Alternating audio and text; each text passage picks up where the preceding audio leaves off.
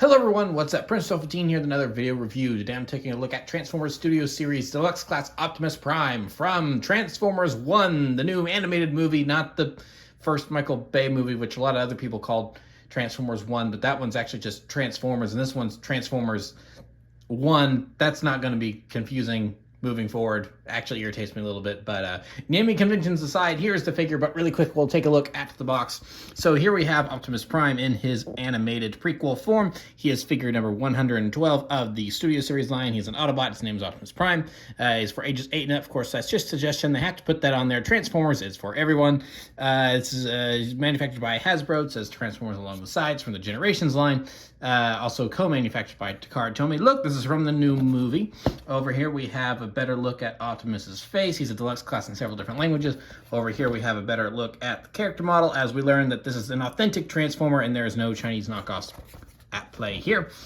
And then here's all the stuff that the toy does. It's big screen inspired. It's the Metropolis. I was about to say Metroplex. Gee, Transformers on the brain. It's the Metropolis of Icon scene. It transforms in 25 steps. He comes with a little matrix. Oh, you can recycle the stuff. I didn't know that. And it's got a short little bio there. Spoilers for the movie. It comes with a display. Don't eat the packaging. Recycle it because it does not digest well. And that's pretty much it for the box. So here we have Optimus Prime in his little G1 Cybertronian truck mode. And yeah, no, this is a decent little truck mode. I like this. It's cute.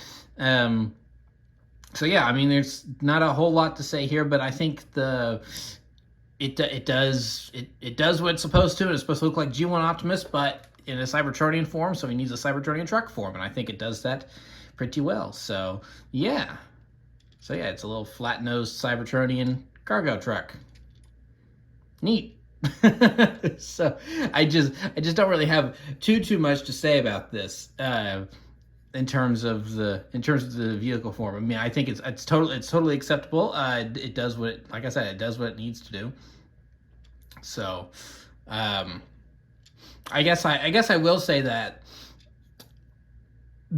some of the connection points are maybe a little finicky, such as here where the hands are really supposed to clip into this section here, but they don't want to a lot. It's like there, I kind of sort of got it there, but then that means it detaches from this little peg on his thighs, and honestly, I find the peg on his thighs to be more of a secure connection anyway, so I kind of question why they have this piece just sticking off here, and you'll see what I mean when we get to the robot mode. It's a little more noticeable in a bit of an eyesore in robot mode. But so yeah, I do kind of question why they did that, and they didn't have, and instead they didn't have like some sort of flap to then cover up the hands, because that is kind of an annoyance that the hands are just kind of totally exposed there. So it sort of kind of looks like, because like obviously the arms, obviously the legs, so the transformation is just kind of you fold up this thing on top and then just lay him on his face. That's kind of what it all boils down to. So so yeah, it's very simple. It's a deluxe figure. There's not a whole lot to talk about with the vehicle mode. Now, one thing I suppose you can do is that there are these little smokestacks here, and as we've seen in the trailer, he can point these forward, and then he's got cannons he can use in vehicle form. So you got that going on if you want to, but the instructions have you twist them around like so, and then instead they're boosts. So you got that going for it. Now, this figure comes with a lot of parts detached from him that you kind of have to put on after the fact once you get them out of the box, which I find interesting. These smokestacks are some such pieces like that. So they come separate. This little piece comes separate. You can see it through there. The little matrix of leadership comes separate, which makes sense. And of course the hologram, the energy axe comes separate. So weapon storage, it does just kind of peg in right there. And then it's a secure connection because it needs to be transformed in order for that to work. So if you don't want that on there, then you have to actually separate the legs. So there he is without the weapon stored in him. So yeah, that's pretty much it for Optimus Prime's vehicle mode. Now, for a size comparison, we'll bring in the only thing I have that's really good to compare here, and that is Deluxe Class Fall of Cybertron Optimus Prime from 2012. So there's how they stack up together. Much more vibrant colors from the Fall of Cybertron figure, which I don't know. It's like, I'm kind of curious about why he's got the duller, more muted color scheme compared to the box art. That looks like a very bright cherry red, and then you've got this more muted color. So I'm curious if this is going to end up being accurate to the film, and if maybe that's just a just a bright shot or something that they stole that image from, or what. But so yeah, there's a couple of primes together. So get him moved out of the way, and yeah, that's pretty much it for Optimus's vehicle mode. So now we'll work on the transformation. So the transformation here is actually kind of interesting for what we've got going on here. So to start, we'll just go ahead and preemptively get these things moved around like this. They are very secure in their connection, so it's a bit of a tight turn. So got that going. Then we'll go ahead and just remove that. So this is another option. If you do want him just like this, then you can have him without the thing on front. That just does remove like that. So there's what it looks like if you do want that off of there. So we can just take this piece and move it off to the side for now, and then we'll get back to the transformation here. So as we've discussed, there's just those little pegs here. So you just want to make sure that he is not connected to his legs at all. And then this entire assembly here can move up like that. And then let's go ahead and take the legs, and these are also very tight, and move them down like such. And then you got these kind of hinges on the knees here. We just want to push those forward. Then we can flip the toes up, separate the legs, and then take these sections, and then they'll just swivel around like so. Swivel around like so. And then pretty much got the legs all done. So now we'll work on the the rest of them. So we want to take these, move them up, just get them where they need to be. And then there's the top of this here. Kind of have to get your thumb underneath it in that little crevice there to get that up like so. And then want to push the arms back like that, so they'll just be forward like that. So then you want to bring them down. There's all sorts of hinges here on the arms, as you can kind of see the complete inner workings of. So now that we've got the arms out of the way like that, that piece will just fold down into there, and then it will just collapse and tab in right there. So we've kind of got a lot of the, and then at this point we can twist the, okay.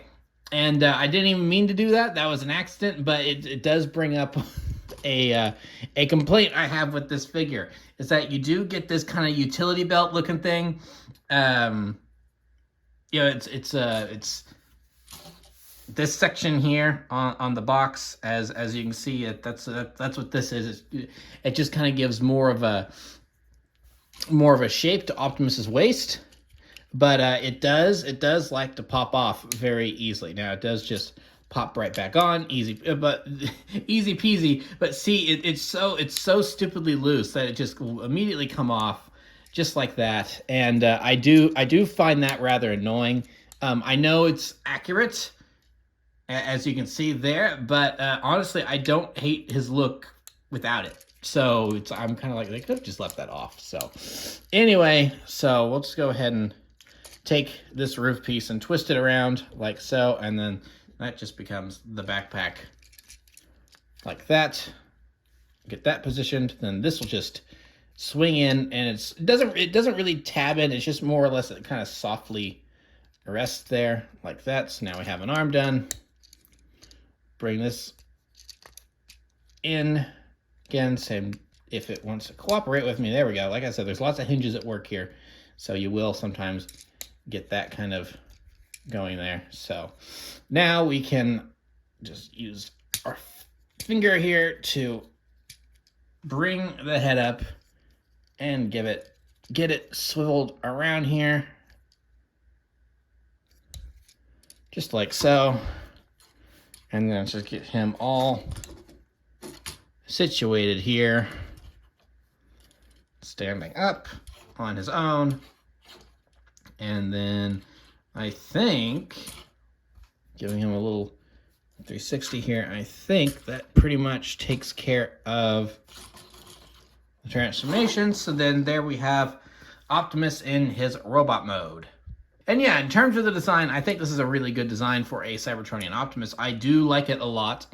It's just that this thing does kind of get in the way of transformation. So we'll go ahead and take a close look at here. A very nice face sculpt. I think all the details in here are very nice. This does look like a very G1-y in terms of specifically the way the eyes are shaped. The eyes being shaped that way, it does make me think of G1 Optimus Prime, even though this is a very stylized new interpretation. The way the eyes are definitely gives me that G1 feeling, which is nice, which is cool. But then we do come down here, and like I said, these things do just kind of stick out there, and it's kind of an eyesore. It's like, why? Now, this is the official transformation for him, but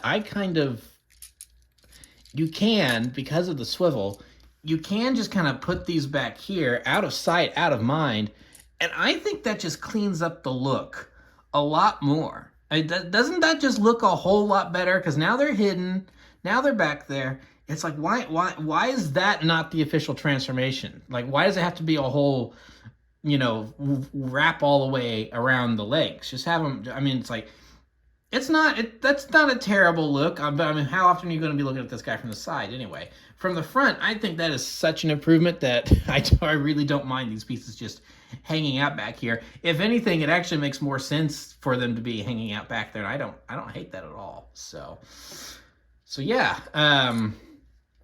So yeah, those are kind of my critiques about the figures. That this could have been handled a little bit better. I don't really care for this. It's like, let's just remove that completely. I guess you could say this is the Orion Pax form. Here, let's remove his matrix from him really quick. There we go. All right, now we have Orion Pax. So it's like, I guess we'll point these down or something, and then just here's a fan mod Orion Pax. We'll just take off and change the transformation up a little bit. So now he looks a little more skinny. He's got so this is Orion Pax. So there you go. So yeah, just a couple tweaks could have like really improved those areas for me, I feel like. But even as it stands, I mean, this is not a terrible figure for those reasons. But another annoyance I have this, because this is a figure to me where it's like, it's overall it's fine, it's good, but there are a couple things that do just kind of irritate me about him. And as you can kind of see me, is that specifically all of the joints are very stiff. All the joints are very stiff, specifically here in the ball joints in the legs where it connects there. It's very stiff, so it's hard to get him in a really well done straight pose, like where he's actually, oh, there we go, now I got him. Now he's not wobbling around on me. So, but it does take some work, and that does kind of irritate me a little bit. We'll just go ahead and move these back to where they're supposed to be, quote unquote. So yeah, and then I already showed off the here's this little spot for the matrix. You got a nice little imprint in there for it. So yeah, overall that's well done. And then you can, if you want to, you can have him hold out his hands, and then there are some little grooves in there. So you can take his little matrix of leadership here, get you a good look at it.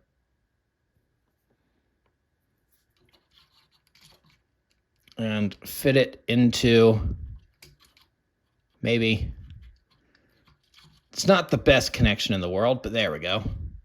Fit it in there, and now he's got his little, there we go. And now he's got his little matrix of leadership. He is ready to light our darkest hour. Maybe. See, it's like I've kind of, as I'm alluding to, it's a little fiddly, but you can do it. So yeah, there he is. There's the pose. That's the pose. That's the thing we're familiar with, although we're used to it from Hot Rod. But here's Optimus actually getting to do it and not dying immediately. So yeah. We'll go ahead and undo the pose and just stick this back in his chest where it belongs, just like that.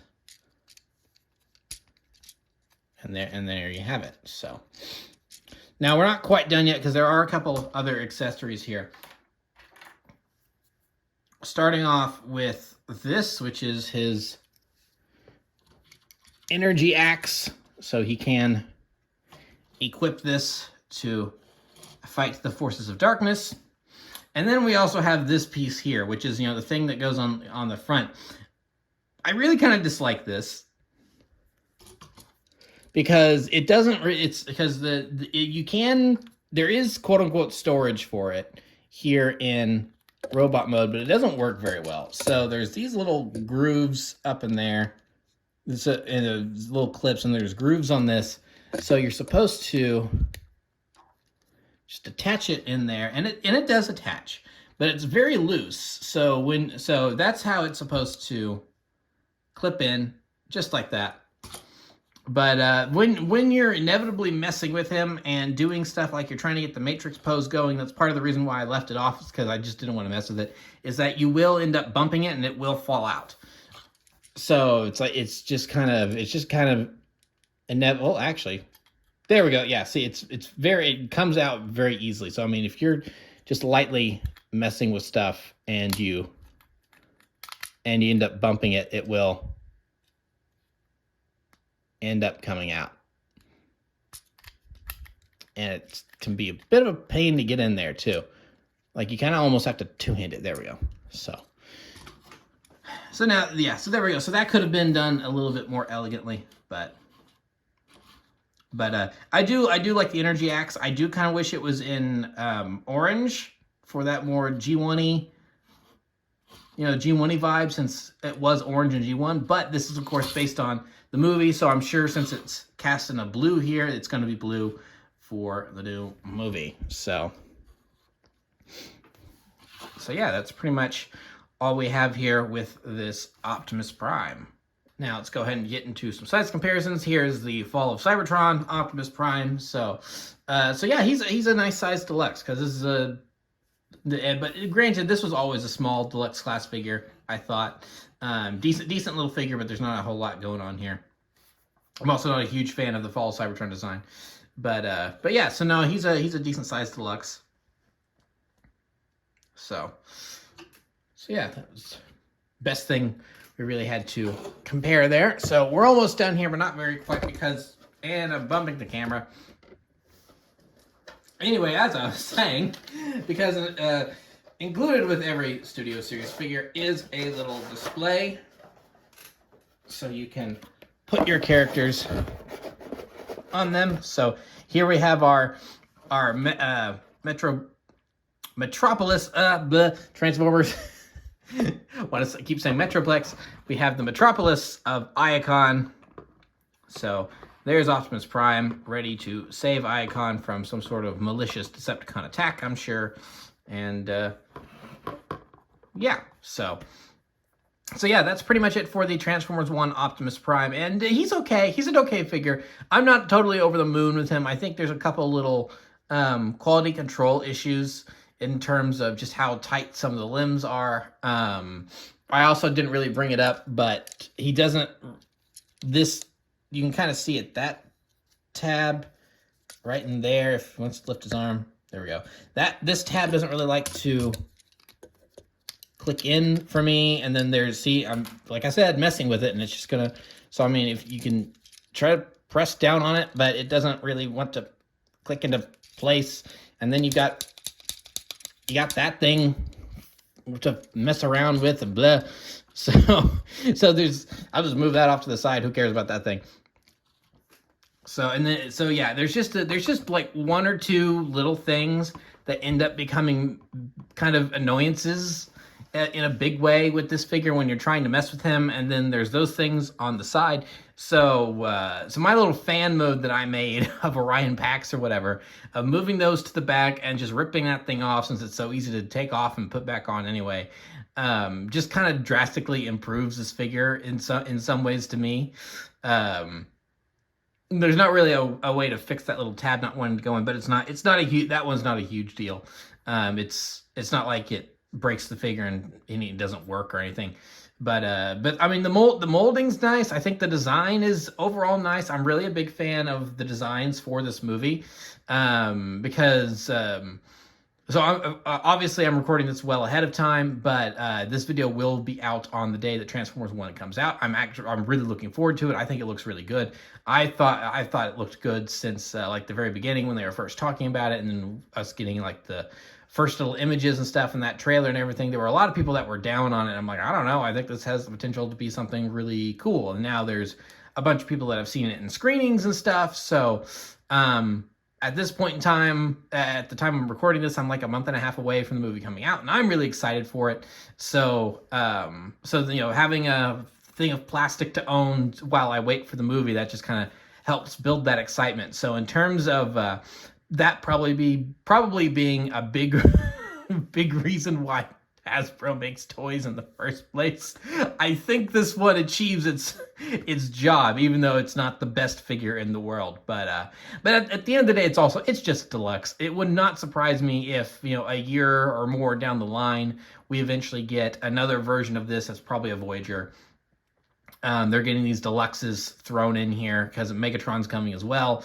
They're probably getting some of these Deluxes out of the way very quickly, so that way we had something in time for the movie to be out, and not just the mainline stuff. Which, granted, the mainline stuff doesn't look like it's that bad either, so I think I'll be picking up some of those as well. So anyway, that's pretty much it for this figure. So I mean, yeah, he's fine, he's decent. There's some problems with him, but it's nothing that like completely ruins the toy for me. It's just like, I'll just take like the belt off and toss it to the side. It's not a huge deal. So anyway, that's pretty much my review for this Transformers 1 Optimus Prime. So thank you for watching. Remember to like, comment, subscribe, all that great stuff. Remember to follow me on Twitter and Instagram. Those links are in the description below, and I'll see you guys next time. So thank you so much for watching, and goodbye.